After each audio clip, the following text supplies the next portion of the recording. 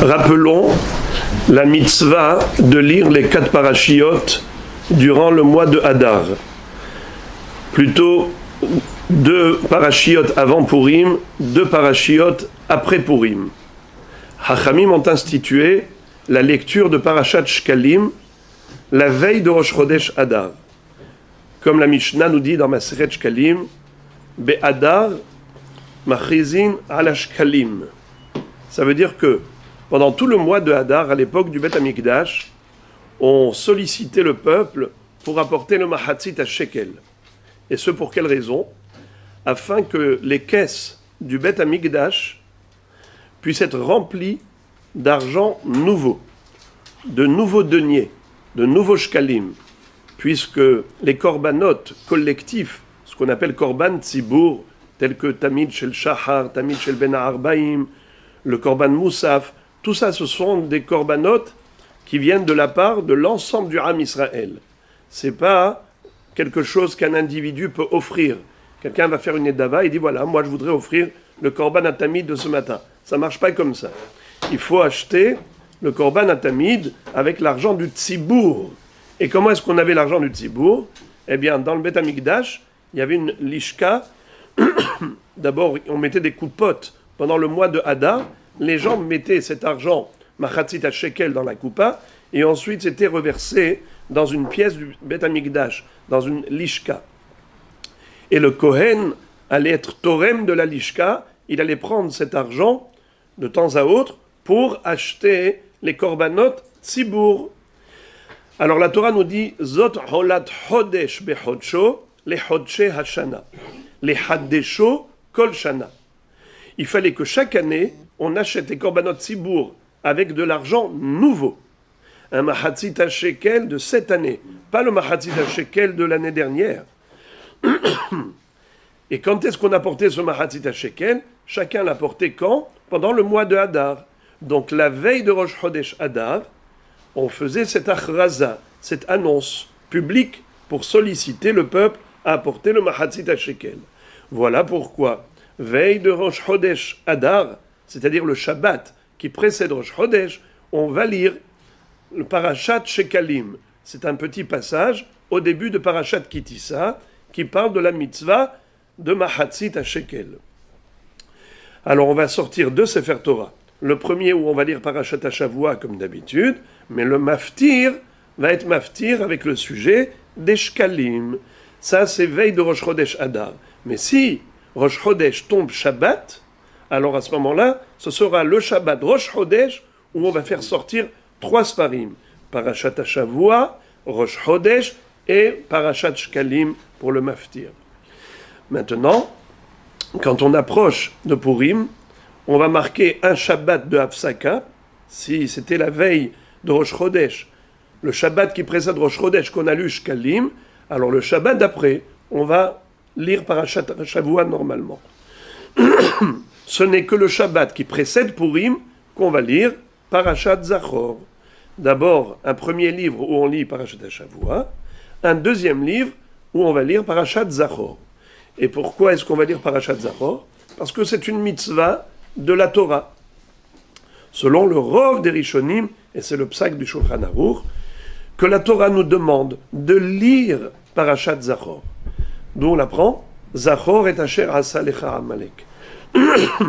Mais qui dit qu'on ne peut pas le lire Bé'alpé ou dans un chumash en papier? Pourquoi est-ce qu'il faut un Sefer Torah? Ketov zot zikaron ba sefer vesim be'oznei Yehoshua. Toda rabba. Akadosh Baruch Hu a dit à Moshe Rabbeinu d'inscrire cela dans le livre. Donc on apprend Zachor de zikaron ba sefer. Comme zikaron ba sefer, il y avait une mitzvah d'écrire dans le livre le sujet, l'histoire de Amalek, qui est venu nous attaquer par surprise, et Akadosh Baruch Hu nous a donné la mitzvah de Timchet Zecher Amalek, se souvenir d'effacer le Zecher Amalek.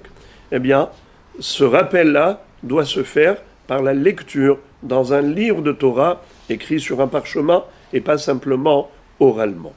Donc la mitzvah de Zachor et Asher Asa Lecha Amalek, c'est une lecture qu'on fait avant Purim. Pourquoi avant Purim? Pourquoi pas à n'importe quel moment de l'année? Parce qu'on voudrait juxtaposer la lecture à l'accomplissement. Comme à Purim, ils ont combattu Amalek.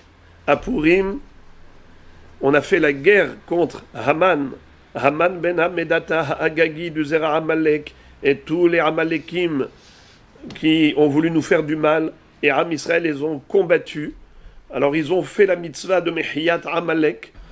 Alors on doit juxtaposer la lecture à l'accomplissement de la mitzvah.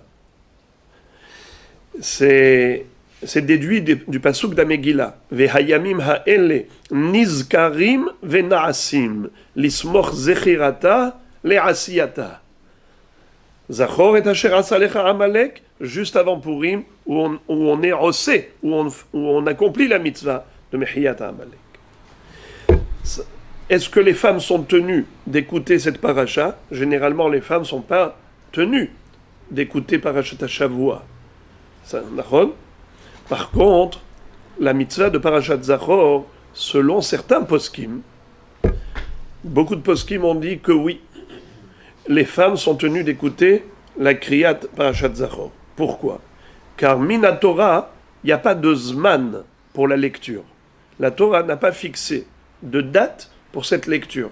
À n'importe quel moment de l'année, je peux m'acquitter de mon devoir. À n'importe quel moment, je peux ouvrir le Sefer Torah, lire Zachor et Asher Asalecha Amalek. Donc c'est une obligation qui n'est pas temporelle, n'est pas liée à une date fixe. Ça ne s'appelle pas mitzvat aseh chez Azman Gerama. Les femmes sont dispensées des mitzvot temporelles, des mitzvot aseh chez Azman Gerama, des obligations temporelles. Mais celle-là n'en est pas une. Bien que Hachamim, finalement, ont dit qu'il faut le lire avant Purim, mais ça c'est Hachamim qui ont fixé. Mais Minatora, il n'y a pas de date fixe. Donc la femme, elle est tenue. Beaucoup de poskim pensent que la femme doit venir écouter Parashat Zachor. Mais le Sefer HaChinour dit que non. Beaucoup d'autres poskim disent que non. Pourquoi?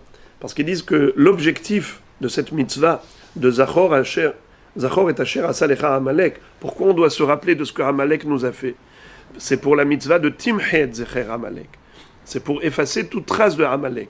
Or, comment on fait? En livrant guerre à Amalek. Est-ce que les femmes vont faire la guerre? Non.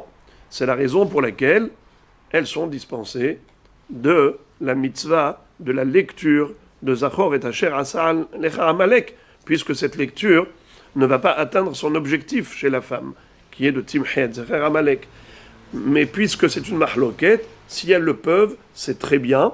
D'ailleurs, si elles ne peuvent pas le matin parce qu'elles sont occupées avec les enfants, alors on a le minhag de faire sortir un Sefer Torah l'après-midi, spécialement pour lire pour les femmes, mais on lit sans bracha.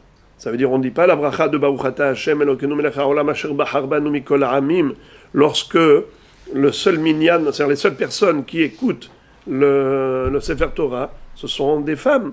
Les hommes ont déjà fait la mitzvah le matin. Donc maintenant, pourquoi je fais sortir? Pour les femmes, je ne vais pas faire la bracha de Asher Bachar Banu. Mais on va lire sans bracha. Après Purim, on a 2 Shabbatot durant lesquels on doit lire Parashat Para et Parashat HaChodesh. Parashat Para, ça parle de la vache rousse. On sait que la vache rousse permettait à l'époque du Beth Amikdash, grâce à ses cendres que l'on mélangeait à de l'eau, que le Kohen allait utiliser pour asperger des personnes qui étaient impures par contact avec un mort. Quelqu'un qui avait touché un mort, ou qui était sous le même toit qu'un mort, qui était au cimetière, ces gens-là étaient impurs. De ce fait, ils ne pouvaient pas faire le Korban Pessah. Ils n'ont pas le droit de rentrer au Beth Amikdash, ils n'ont pas le droit de manger les Korbanot. Alors comment ils vont faire Korban Pessah? Donc c'était le moment durant lequel tout le monde, avant Rosh Chodesh Nissan, tous ceux qui avaient été au contact d'un mort, ils venaient se faire asperger par le Kohen pour se purifier de la Tum'at Met. C'est la raison pour laquelle, avant Chodesh Nissan, on lit Parashat Para Aduma. Mais selon certains Rishonim, cette mitzvah de la lecture de Parashat Hukat, le premier passage de Parashat Hukat qui parle de la vache rousse, qu'on appelle Parashat Para, c'est Minatora. D'après certains poskim, et c'est comme ça que le Shulchan Aruch a cité, que c'est Minatora. C'est la raison pour laquelle, puisque Parashat Zachor presque à 99% des Rishonim, c'est Minatora, et comme a été posé avec le Shulchan Aruch. Et Parashat Para également, selon beaucoup de Rishonim, c'est Minatora. C'est la raison pour laquelle on ne laissera pas un enfant lire ce maftir. Il ne faut pas qu'un enfant lise ce maftir. Pourquoi ? Parce qu'un enfant ne peut pas acquitter un adulte. L'enfant, il n'est pas tenu de la mitzvah. Comment il va acquitter un adulte qui est hayav d'écouter la mitzvah de Zachor ou la mitzvah de Para ? Donc, même si jamais, par exemple, c'était sa bar mitzvah et il s'est préparé et tout, alors on lui dit, tu vas lire les brachot, mais tu ne vas pas lire la paracha elle-même. Le passage de Zachor ou le passage de Parashat Hukat, Parashat Para, ce sera un adulte qui va lire pour acquitter les adultes. Et enfin, avant Rosh Chodesh Nissan, ou si Rosh Chodesh tombe Shabbat, on va lire Parashat HaChodesh. HaChodesh, c'est là-bas où on lit la première mitzvah qui a été donnée au peuple juif. HaChodesh Hazeh Lachem, Rosh Chodashim, Rishon Hu Lachem Lechodshei Hashana. Ce mois de Nissan, Akadosh Baruch Hu a dit à Moshe Rabbeinu, tu vas le sanctifier en proclamant le jour du Rosh Chodesh, Mekudash, Mekudash, HaChodesh Hazeh Lachem. Et Akadosh Baruch Hu a montré à Moshe Rabbeinu la nouvelle lune, la néoménie. Après que la lune ait disparu, elle réapparaît. Quand elle réapparaît, c'est ce qui nous permet de fixer le Rosh Chodesh. C'est pour ça que le Chodesh s'appelle Chodesh parce qu'il est Hadash, parce que la lune s'est renouvelée. Elle a disparu, elle renaît. C'est la renaissance de la lune. Alors à Chodesh Hazeh Lachem Rosh Chodashim. C'est par rapport au mois de Nissan, le premier des mois, dans le cycle des mois. Akadosh Baruch Hu a enseigné à Moshe Rabbeinu la mitzvah de Kiddush HaChodesh. Il lui a montré la lune, il lui a dit HaChodesh Hazeh, Kazeh, Re'eh, Vekadesh.